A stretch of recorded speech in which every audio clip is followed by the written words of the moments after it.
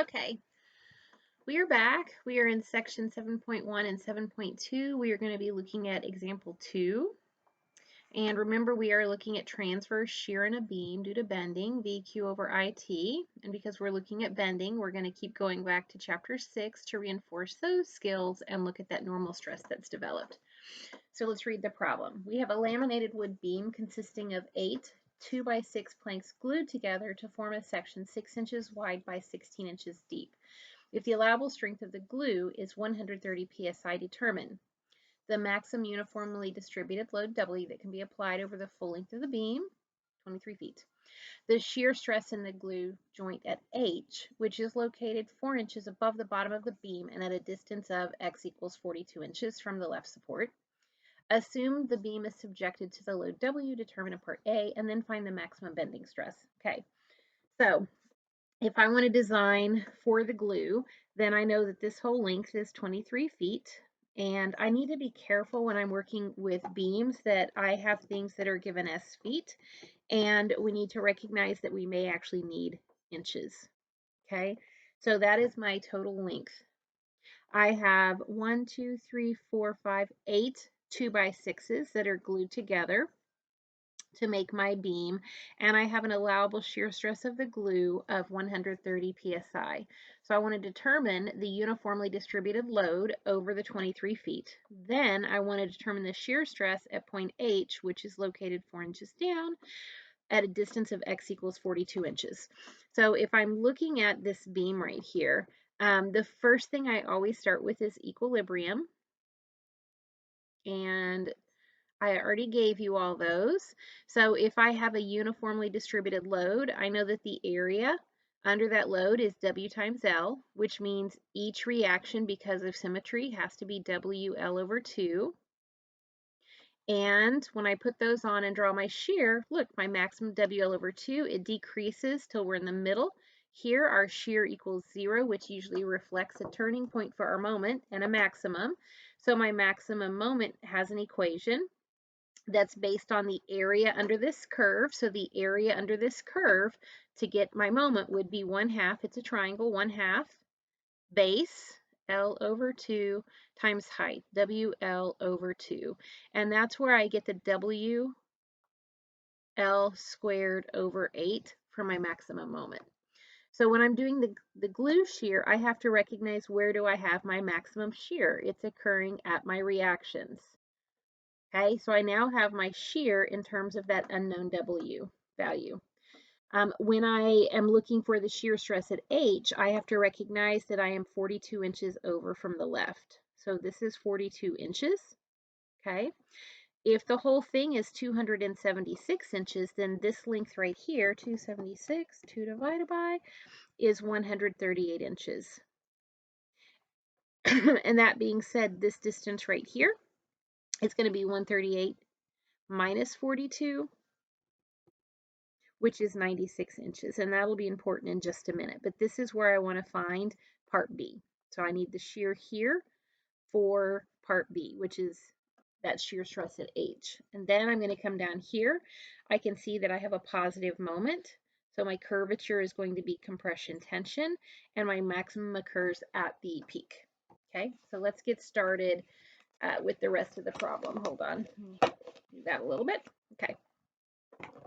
So equilibrium, we always start with equilibrium. I now have my shear forces as functions of that unknown W. Once I find this value of W based on strength of the glue, I can go back and finish the rest of the problem. Now, typically, we might say the allowable stress of the glue is 130 psi. The allowable stress of the wood itself of the beam is a certain stress, and we could say that it also has an allowable bending stress. So we could work a similar problem where we have to go back and calculate W based on our connection, which is glue, based on our shear stress VQ over IT, and based on bending. But this time it's just based on the glue. So let's go ahead and do our section properties. And for this, it's a rectangle, so I know that I is BH cubed over 12. So my base is 6, my height is 16, cubed over 12. And when I multiply this out, I get that my moment of inertia about this z-axis is 6 enter, 16 enter to the 3 times 12 divided by 2048, 2048 inches to the fourth. So I now have that moment of inertia property. So let's design our glue. Glue as our limiting. I know that the shear stress in that glue is going to be VQ over IT. Okay, that's that transverse shear is going to want to cause that glue to slide with respect to each other. So when I'm looking at this, okay, my V is in terms of W, WL over 2. And this L is the absolute maximum length of the beam. And I want to make sure I'm in inches because my moment of inertia is in inches, my thickness is in inches, Q is in inches. So I'm going to keep in mind that when I am looking at the entire length, it says the entire length L, that I am looking at 276 inches. Okay, and now we need to go back. So we know that it's going to occur at our maximum shear. We also know that the maximum stress occurs through the centroid. So as I'm looking at this, I have a thickness at my centroid. Okay, I have a thickness of 6 inches. I have an area beyond. Okay, I have this area beyond, and its base is 6, its height is 8. 2, 4, 6, 8. So I have 48 inches squared. And then I need to find the centroid distance back down to the centroid of the hole. 1, 2, 3, 4. So that's going to be 4 inches. So I've got my Q done. I have my Q done as 6 times 8 times 4. Okay, moment of inertia already found, and I found that my thickness is 6 inches. My allowable is 130 psi, so I've got 130 pound per inch squared equals, okay, W 276 inches divided by 2, okay, times 6 inches, 8 inches, 4 inches, divided by 2048 inches to the fourth, times my thickness of 6 inches. And I'm going to rewrite this equation in terms of W. So I have W equals 130 pounds per inch squared times 2048 inches to the fourth times 6 inches times that 2 would come down, so it's going to be a multiplying, divided by, okay, 276 inches, that was my length, 6 inches, 8 inches, 4 inches. And so as I'm looking at this, I have 1, 2, 3, 4 inches on the bottom, 4 inches up here, so those go away. And then I have a pound inch divided by inch squared. So my units that I'm left with are going to be a pound per inch, which makes sense because our weight is going to be given as a pound per inch. So perfect. So we can now multiply all of this out. 130 enter, 2048 times, 6 times, 2 times, 276 divided by 6 divided by 8 divided by 4 divided by, and I get that W is 60.29 pounds per inch. And we're just going to go ahead and call that 60 pounds per inch. So I'm going to round down. Okay, I'm going to round down. I don't want to round up. I'm going to round down and just call it an even 60 pounds per inch. And remember, we're trying to keep up with our units, and we came out looking good. So now that I have that, it says the shear stress at the glue joint at H, okay, which is located 4 inches above the bottom or 4 inches from the middle, and a distance at 42 inches over.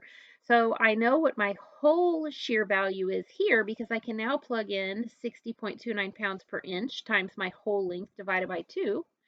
And because this is a line here, then I know that, so let's find it at H, that's shear stress. I know that the total shear here is to the bottom of my triangle, it's just similar triangles, as the shear that is occurring at this section where we're going to find H is to 96 inches. okay, 96 inches. So let's start plugging things in. So I have 60.29 pounds per inch. That's my W. I have L. L is the entire length, 276 inches divided by 2, which makes sense. We're just getting the area of that triangle. Okay, and all of this is to 138 inches, as the shear where segment H is occurring is to 96 inches. So my shear at H, where to put that, shear at H equals, so I have 60.29, but we're just going to call it 60, 276 times 2 divided by 138, okay, times 96, and I get my shear at H is 5760 pounds.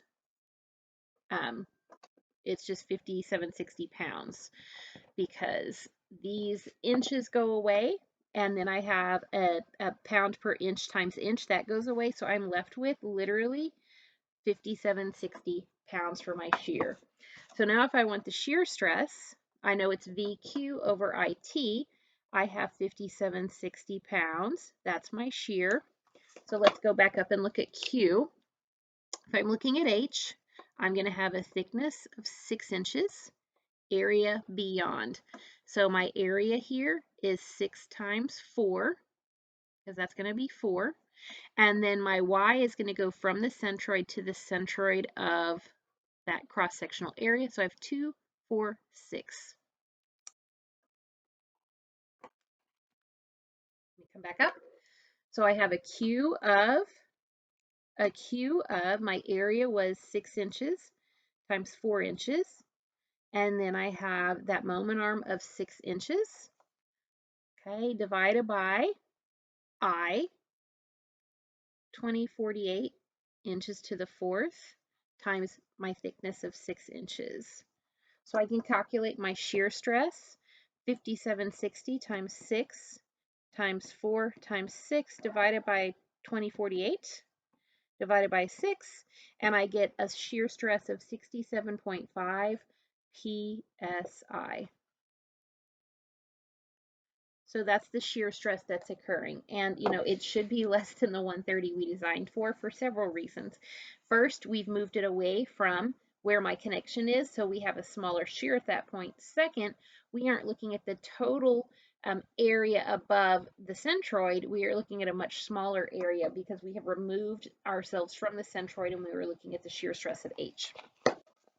So now it says, what is our bending stress? So our bending maximum is going to occur where we have our maximum moment, MC over I. So my moment equation is WL squared over 8. So I have 60 pounds per inch. My whole length is 276 inches squared over 8. So there's my moment. Okay. Now C. We have to remember that with bending, C occurs at the top or at the bottom fiber. So if this is my centroid, I'm going to have a C to the top and I'm going to have a C to the bottom. And because of symmetry, they are actually the same. 2, 4, 6. It is 8 inches to the top. It is also 8 inches to the bottom. So I have 8 inches goes to that outside fiber divided by 2048 inches cubed.